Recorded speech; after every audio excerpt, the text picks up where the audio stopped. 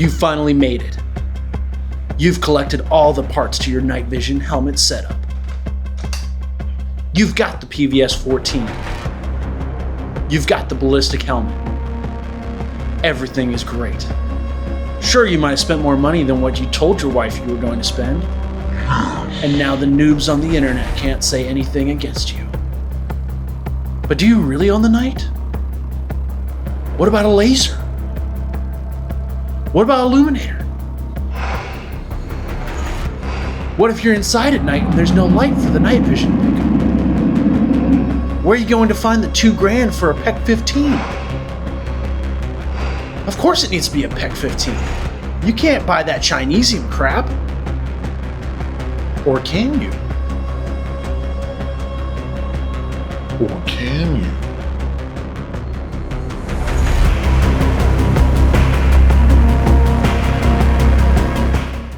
If you've already spent way too much money on night vision and your wife doesn't want you dropping another $2,000 on an IR laser illuminator, go ahead and hit that subscribe button. Hey guys, how's it going? My name is Mason Holton. Welcome back to the channel. Today we're going to be taking a look at Holosun's IRIS-3. We're going to do a quick unboxing and we're going to take a look and see if this laser is worth your money when it comes to running an IR laser illuminator. So let's get right into it. This is Holosun's new IR and visible laser and illuminator combo. Comes in a little hard case like this. Not a whole lot in here. Just comes with the owner's manual right here. And then on this side we have the pressure switch.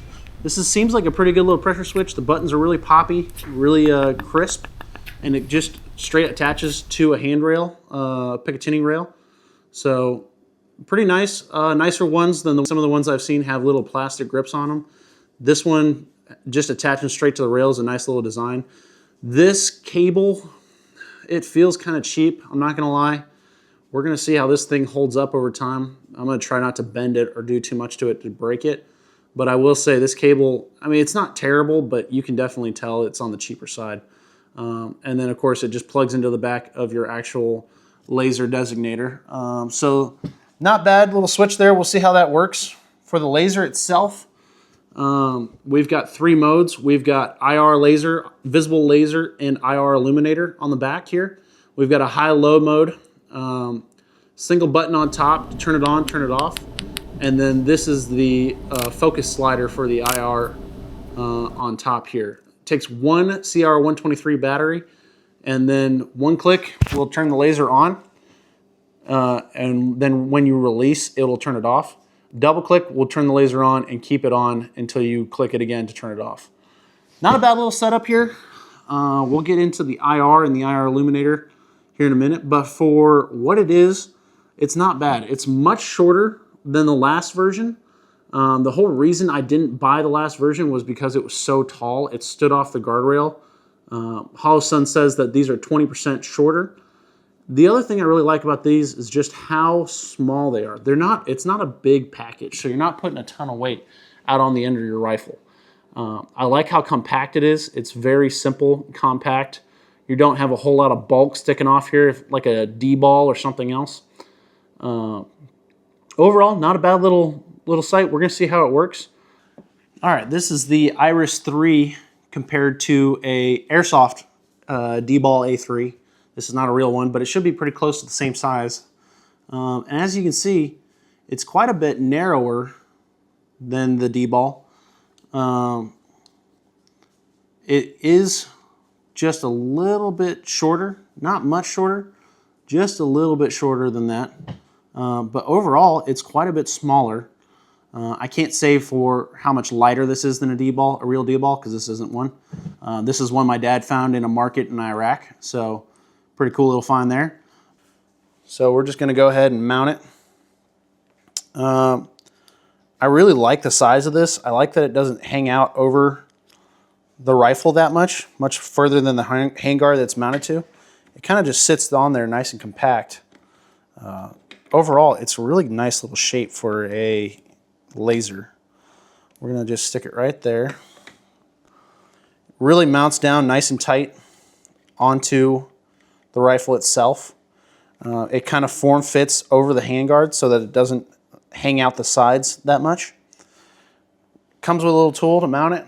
It's just a little wrench. Just stick that on there and tighten that thing up. And not bad, honestly. Not bad at all. Really nice and compact little laser on there. Doesn't add too much weight to the end of the gun. Feels nice and light. Well, let's do some testing with it and see how well it does, especially in low light and NVG mode. I really want to see how good that illuminator is. So we're going to go over and do that real quick. All right, for our first test outside, we're going to see what it looks like in the shade and in the sun. So this is what the visible laser looks like in the shade. And then there it is in the sun. It's kind of hard to see on camera, but it's very visible to the naked eye. Not bad at all, actually. Not that I would be using a lot of visible lasers outside, but the nice part is you can the IR laser and the visible laser are slaved together.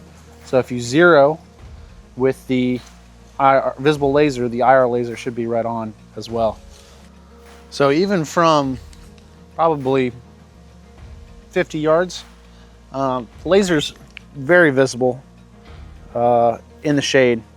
Sunlight, it gets a little bit harder, but honestly, if you just even quick picking it up, it's super easy. It's not hard at all. The actual sight itself, let's see if you can see it. You can see down the barrel. You can see it in the actual sight, but it's not intrusive at all. I don't even notice it when I look through the sight. This is a strike fire, Vortex strike fire, red dot. All right, so inside, very clear dot on the wall there. You can see that. That's high power mode. We'll switch it down to low power. See what that looks like. Make sure it's on low power. That's low power mode right there. Very clear dot. A little bit of a halo around it. Not too bad, but just a little bit of a halo. Yeah, not bad at all. So overall, pretty good. We're gonna go ahead and switch over to night vision and see what it looks like under night vision. All right, the IR laser portion of this has 3 modes. It has laser only, illuminator only, and laser illuminator combo. One thing I will say about this laser device that I've noticed across all of them is there's a halo around the laser. It doesn't matter if it's IR or visible. There's going to be a halo around it, and then the illuminator is very tight. You can see here the illuminators, it's just a very tight beam. It's very bright, but it's very tightly packed. The illuminator laser combo actually works really well.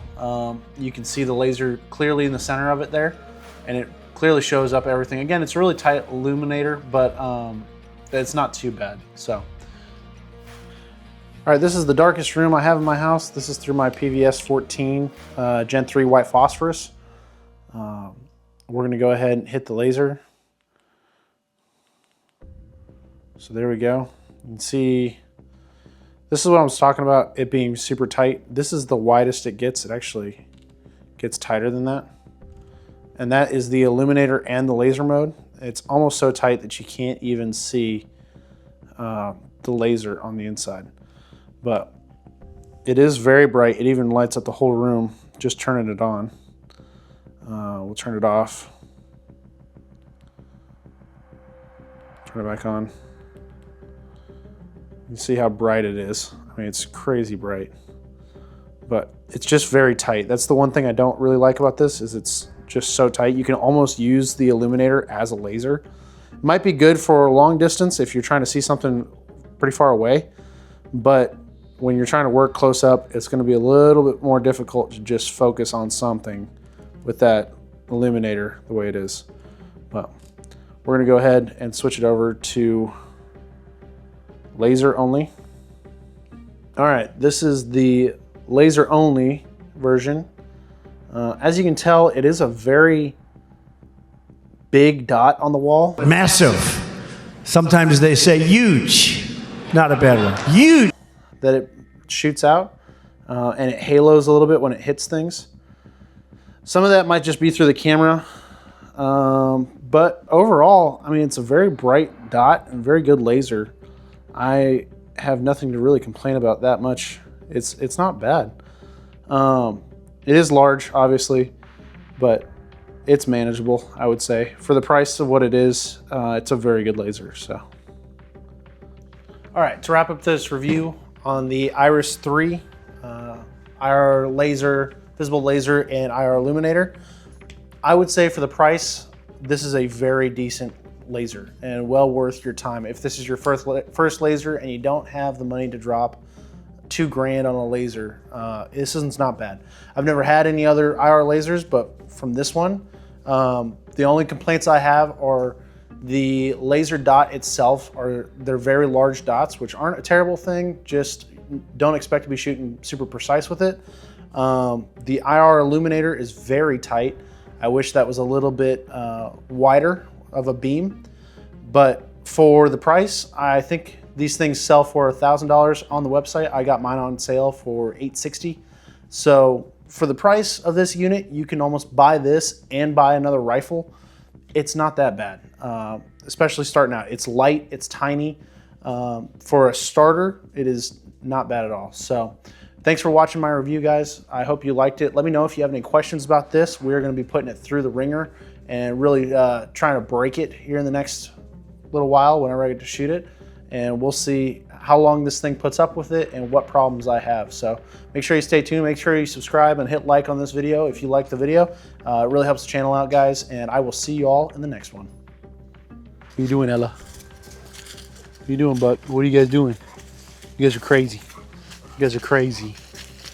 You guys are crazy dogs. Go dogs, go. Go dogs, go. Go dogs, go. Go, Ella. Go, Buck.